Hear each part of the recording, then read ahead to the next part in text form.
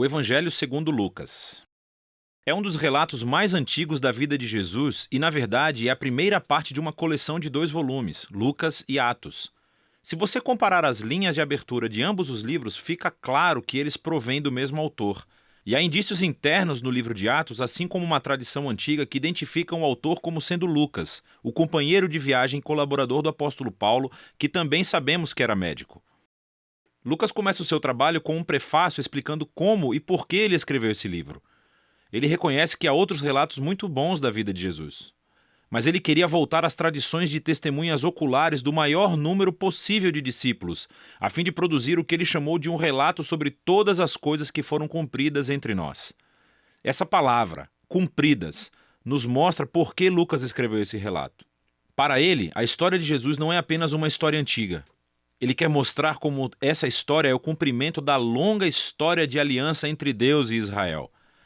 E, além disso, a história de aliança entre Deus e o mundo inteiro. O conceito do livro é bastante claro.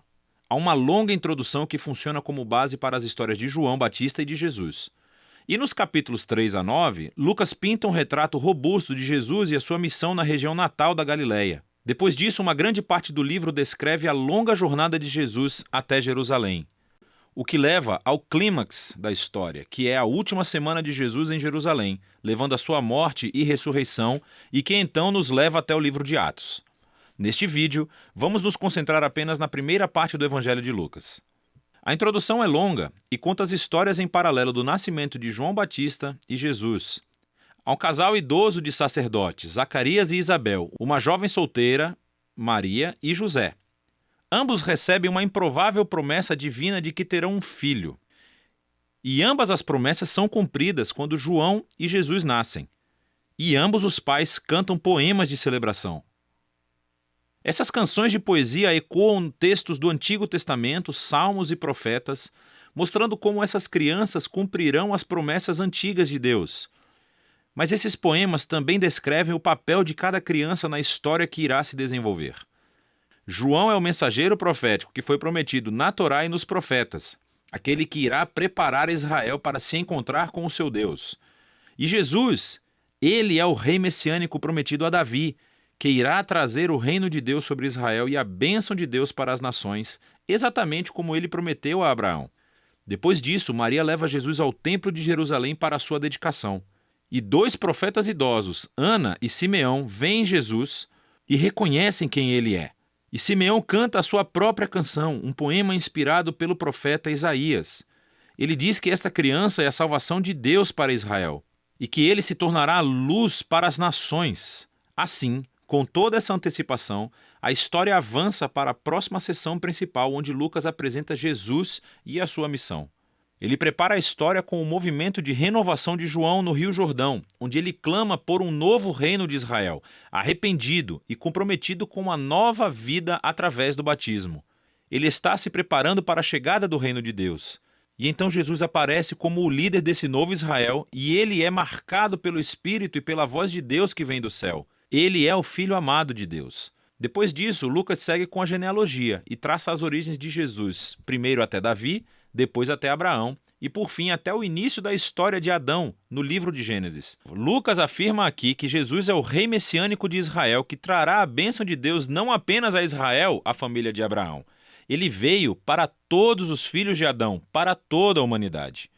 Depois disso, Lucas estrategicamente relata a história de Jesus seguindo rumo à sua cidade natal, Nazaré, onde ele inicia a sua missão pública. Em uma reunião na sinagoga, Jesus se levanta e lê do livro de Isaías dizendo: "O Espírito do Senhor está sobre mim, para pregar boas novas aos pobres e liberdade para os prisioneiros, nova visão para os cegos e libertação aos oprimidos." Agora, assim como os outros evangelhos afirmam, esse Jesus apresentado é o rei messiânico que traz as boas novas do reino de Deus. Mas o que Lucas destaca de uma maneira única são as implicações sociais da missão de Jesus. Então ele traz liberdade, cuja palavra grega é aphesis. Literalmente significa libertação e se refere à antiga prática judaica do ano do jubileu, descrita em Levítico 25. É quando todos os escravos israelitas foram libertados, quando as dívidas das pessoas foram canceladas, quando a terra vendida foi devolvida às famílias. É tudo uma reencenação simbólica da justiça e da misericórdia libertadora de Deus. E então Jesus diz que esta boa nova de libertação é especificamente para os pobres. Agora, no Antigo Testamento, os pobres, ou em hebraico, ani, fazem parte de uma categoria muito mais ampla do que apenas as pessoas com pouco dinheiro. Refere-se também às pessoas de classe social baixa na sua própria cultura, como pessoas com deficiência, assim como mulheres, crianças e idosos. Também pode incluir pessoas forasteiras, como pessoas de outros grupos étnicos ou pessoas cujas más decisões de vida colocaram-nas fora de círculos religiosos aceitáveis. E Jesus diz que o reino de Deus é especialmente uma boa nova para essas pessoas. Então, depois disso, Lucas imediatamente coloca diante de nós um bloco grande de histórias, mostrando-nos como é a boa nova de Jesus para os pobres. Ela envolve a cura de uma mulher doente acamada, ou de um homem que tem uma doença de pele, ou alguém que esteja paralisado. Há histórias aqui também sobre Jesus acolhendo na sua comunidade um cobrador de impostos, Levi, que não é financeiramente pobre, mas um forasteiro social. Há uma história sobre Jesus perdoando uma prostituta.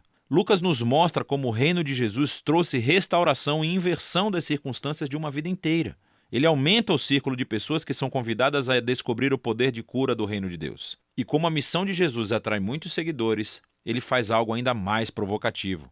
Ele forma essas pessoas em um novo Israel, nomeando sobre eles os 12 discípulos como líderes correspondentes às 12 tribos de Israel. E então Jesus ensina seu manifesto de um reino invertido, ou como Lucas o chama, o sermão dado na planície.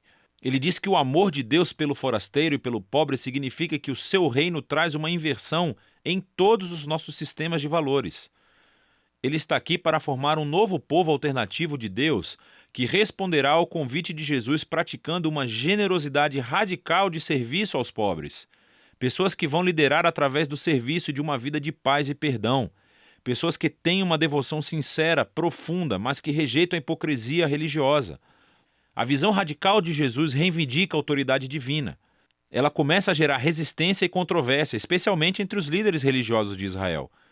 A maneira como ele alcança as pessoas questionáveis é uma ameaça às tradições religiosas e ao senso de estabilidade social. E então eles começam a acusar Jesus de blasfêmia contra Deus, de ser um bêbado e de se misturar com os pecadores. E assim essa ascensão culmina em uma nova revelação da missão de Jesus aos seus discípulos. Ele diz que sim, ele é o rei messiânico e que ele afirmará seu reinado sobre Israel, morrendo em Jerusalém, tornando-se o rei servo sofredor de Isaías 53, que morre pelos pecados de Israel. E então essa ideia chocante é explorada na próxima história, quando Jesus sobe a uma montanha com 3 de seus discípulos e de repente é transformado diante deles. Eles estão envolvidos nesta nuvem da presença de Deus que anuncia: "Este é o meu filho escolhido".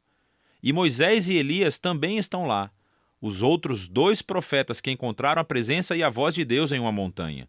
E Lucas nos diz que eles estão conversando sobre o êxodo de Jesus, que ele estava prestes a cumprir em Jerusalém. Essa palavra grega, êxodo, é uma referência clara à história do êxodo. Lucas retrata Jesus aqui como um novo Moisés, que levará seu recém-formado Israel à liberdade e à libertação da tirania do pecado e do mal em todas as suas formas, pessoal, espiritual e social. E isso nos leva para a segunda metade do livro. Mas por enquanto, essa é a primeira metade do Evangelho de Lucas.